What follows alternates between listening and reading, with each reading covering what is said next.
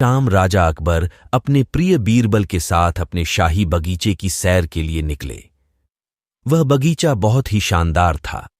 चारों ओर हरियाली ही हरियाली थी और फूलों की भीनी भीनी खुशबू वातावरण को और भी खूबसूरत बना रही थी। ऐसे में राजा को जाने क्या सूझा कि उन्होंने बीरबल से कहा, बीरबल, हमारा मन है कि इस हरे भरे बगीचे में हम हरे घोड़े में बैठकर घूमें।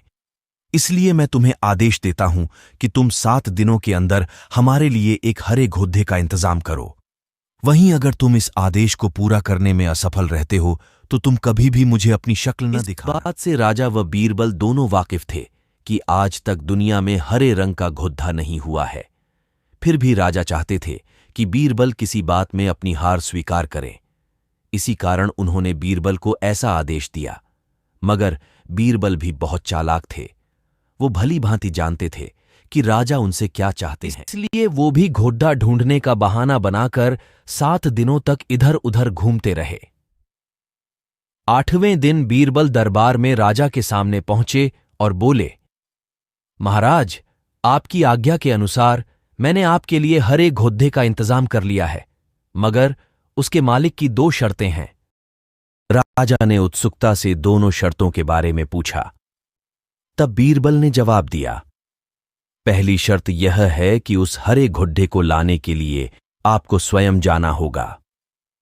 राजा इस शर्त के लिए तैयार हो गए। फिर उन्होंने दूसरी शर्त के बारे में पूछा। तब बीरबल ने कहा, घोड़े के मालिक की दूसरी शर्त यह है कि आपको घोड़ा लेने जाने के लिए सप्ताह के 7 दिन के अलावा कोई और दिन चुनना होगा। यह सुन राजा हैरानी से बीरबल की ओर देखने लगे।